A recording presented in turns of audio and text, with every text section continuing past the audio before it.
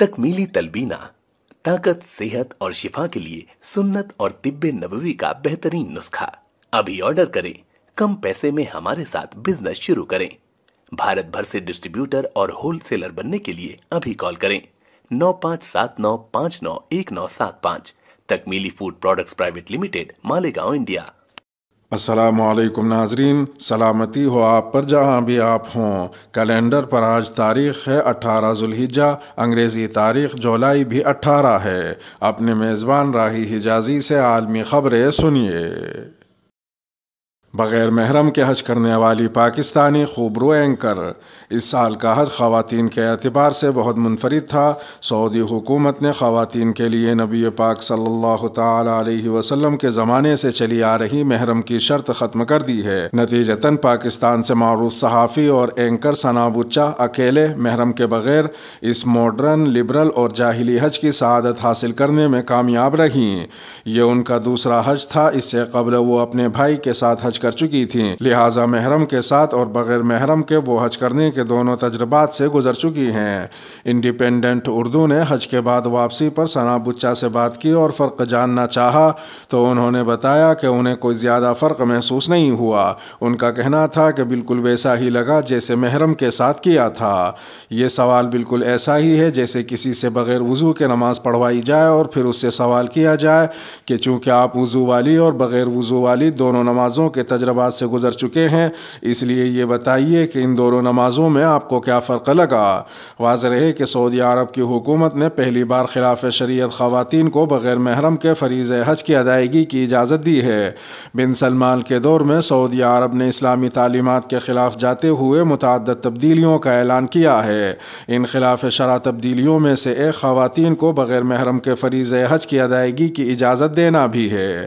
کتابوں میں لکھا ہے کہ نبی پاک صلی اللہ تعالی علیہ وسلم کی بعثت سے قبل جاہلیت اولیٰ میں لوگ خانہ کعبہ کا طواف بغیر کپڑوں کے کیا کرتے تھے۔ اب 21ویں صدی ہے، آج کی جاہلیت اخریٰ میں لوگ بغیر محرم کے حج کرتے ہیں۔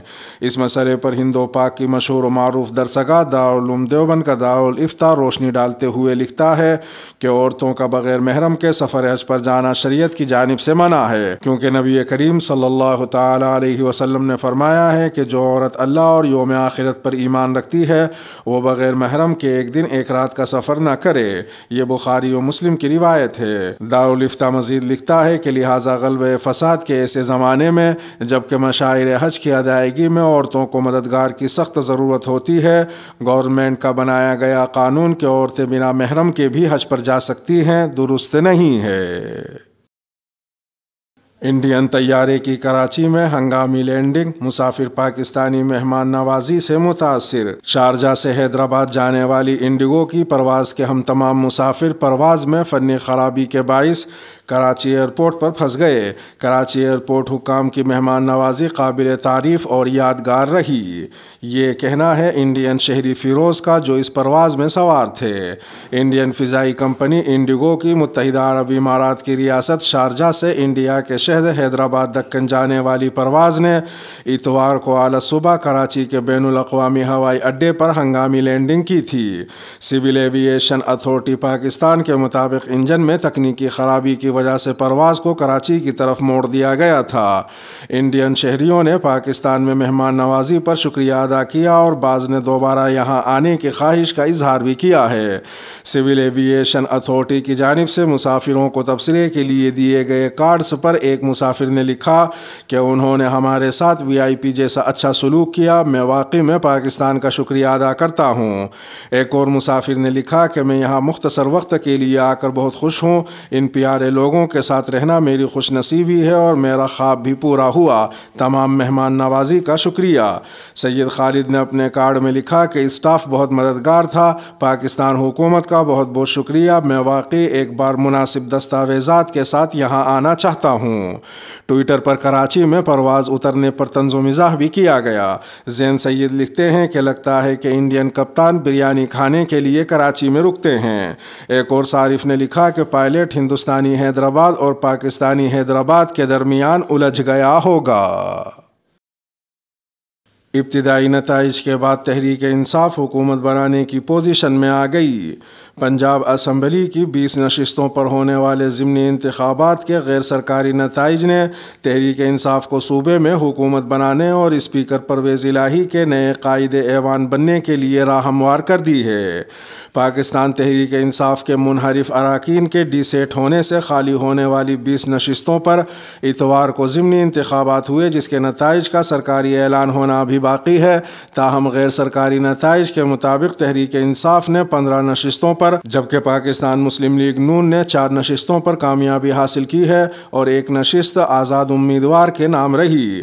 ضمنی انتخابات کے غیر سرکاری نتائج کے بعد اب پنجاب میں تحریک انصاف کی نشستوں کی تعداد 178 ہو گئی ہے، جبکہ مسلم لیگ قاف کی 10 نشستیں ملا لی جائیں تو 371 کے ایوان میں اس اتحاد کے پاس 188 نشستیں بنتی ہیں۔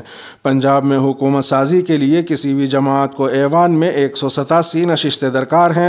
تحریک انصاف کے اتحاد نے 188 نشستیں حاصل کر کے حکومت سازی کے لیے درکار مطلوبہ ہدف حاصل کر لیا ہے۔ چیئرمین تحریک انصاف عمران خان نے پارٹی کی کور کمیٹی کا اجلاس پیر کی سہ پہر 3 بجے طلب کر لیا ہے، جس میں مستقبل کی حکمت عملی سے متعلق مشاورت کی جائے گی۔ سری لنکا کے قائم مقام صدر نے ملک میں ایمرجنسی نافذ کر دی۔ سری لنکا کے قائم مقام صدر رانیل وکرما سنگھے نے ملک میں ایمرجنسی نافذ کر دی ہے۔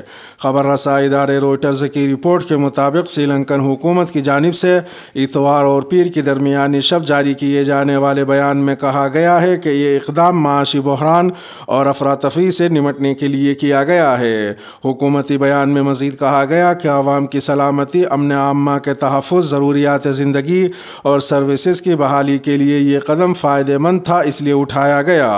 اسے قبل سابق صدر کے ملک سے نکل جانے کے بعد بھی مظاہرین عمارت میں موجود رہے اور ان کے استعفے کا مطالبہ کرتے رہے اور استعفے کی خبر سامنے آنے کے بعد انہوں نے جشن بھی منایا۔ اس کے بعد سری لنکن پارلیمنٹ نے سنیچر کو نئے صدر کے انتخاب کے عمل کا آغاز کیا، جبکہ عوام کو ریلیف دینے کے لیے کچھ اقدامات کا آغاز کیا گیا۔ راجا پکشے کے اتحادی اور قائم مقام صدر رانیل وکرما سنگھے کل وقتی صدارت حاصل کرنے کی کوشش کرنے والوں میں سر فہرست ہیں، تاہم مظاہرین ان کے حق میں نہیں ہیں اور چاہتے ہیں کہ وہ سربراہ نہ بنے۔ اس تناظر میں اگر وہ صدر منتخب ہو جاتے ہیں تو مزید بدامنی کا امکان ہے۔ طالبان نے کوئلے کی قیمتوں میں اضافہ کر دیا۔ افغانستان میں طالبان حکومت نے 1 ماہ سے بھی کم عرصے میں کوئلے کی قیمتوں میں 3 گنا اضافہ کیا ہے۔ افغانستان کی وزارت برائے کان کنی اور پیٹرولیم کے ترجمان عصمت اللہ برہان نے ہفتے کو وائس آف امریکہ کو بتایا کہ 1 ٹن کوئلے کی قیمت $280 ہوگی۔ اس سے قبل طالبان حکومت کی وزارت خزانہ نے رواں سال 28 جون کو فی ٹن کوئلے کی قیمت $90 سے بڑھا کر $200 کر دی تھی۔ علاوہ ازیں کسٹمز ڈیوٹی میں بھی 10% کا اضافہ کیا گیا تھا، جس کے بعد فی ٹن ڈیوٹی 30% ہو گئی تھی۔ تاہم افغانستان کا کوئلہ اب بھی بین الاقوامی مارکیٹ سے لگ بھگ 40% سستا ہے۔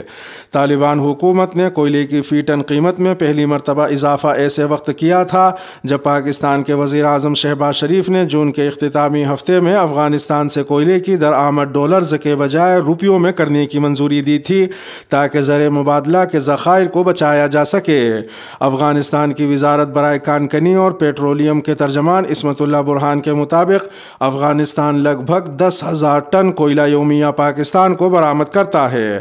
ان کا کہنا تھا کہ افغانستان میں موجود کوئلے کی 80 کانوں میں سے اس وقت 17 زیر استعمال ہیں۔ کابل میں موجود عہدیداروں نے زور دیا کہ کوئلے کی قیمتوں میں اضافہ خطے کی مارکیٹوں پر تحقیق اور یوکرین جنگ کی وجہ سے عالمی مارکیٹ میں بڑھنے والی قیمتوں کی وجہ سے کیا گیا تاکہ افغان ٹریڈرز زیادہ سے زیادہ فائدہ اٹھا سکیں۔ ادھر پاکستانی وزیر اعظم کا ایک حالیہ کابینہ کی میٹنگ میں کہنا تھا کہ افغانستان سے کوئلے کی درآمد کی وجہ سے پاکستان سالانہ $2.2 ارب بچا سکتا ہے۔ ولی عہد بن سلمان کے سامنے خشوگی کا معاملہ اٹھایا گیا۔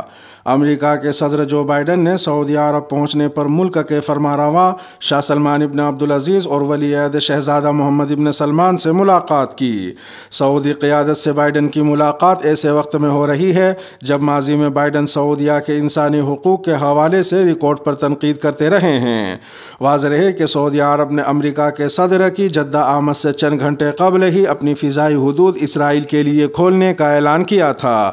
اس اعلان کے بعد سعودی عرب کی جانب سے اسرائیل آنے جانے والی فلائٹس پر پابندی ختم ہو گئی ہے۔ سعودی وزیر خارجہ نے اس بات کی تصدیق کی کہ جمال خشوگی کیس کے حوالے سے ولی عہد محمد ابن سلمان نے امریکی صدر کو جواب دیتے ہوئے کہا کہ جہاں تک جمال خشوگی کیس کا تعلق ہے تو یہ جرم ایک افسوسناک واقعہ تھا۔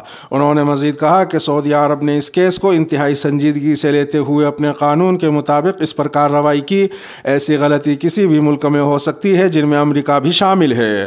انہوں نے یہ بھی کہا کہ امریکہ میں بھی غلطیاں سرزد ہوئی ہیں اور ان کے مرتکبین کے خلاف کارروائی کرتے ہوئے کیس کو حل کیا گیا۔ اسی طرح سعودی عرب نے بھی اس کیس میں مناسب اقدامات کیے ہیں۔ ادھر ایمنسٹی انٹرنیشنل کی سیکریٹری جنرل نے وائس آف امریکہ سے بات کرتے ہوئے کہا کہ امریکی صدر جو بائیڈن کا سعودی عرب کا دورہ ہر اس فرد کے لیے جو انسانی حقوق کے لیے کھڑا ہوتا ہے ایک تھپڑ سے کم نہیں ہے۔ انہوں نے مزید کہا کہ جو بائیڈن کے اقدامات سے یہ معلوم ہوتا ہے کہ انسانی حقوق کی کوئی قیمت نہیں ہے اور دوسرے معاملات کے بدلے میں ان کا سودا کیا جا سکتا ہے۔ اس کے ساتھ ہی ویڈیو کا اختتام ہوا۔ چینل پر تازہ اپلوڈ کی جانے والی ویڈیو آپ کی اسکرین پر نمودار ہو رہی ہوں گی۔ یہ ویڈیو آپ کی نظر سے اگر نہ گزری ہوں تو ان کو بھی ملاحظہ فرما سکتے ہیں۔ اپنے میزبان راہی حجازی کو اب دیجیے اجازت۔ سلامتی ہو آپ پر جہاں بھی آپ ہوں۔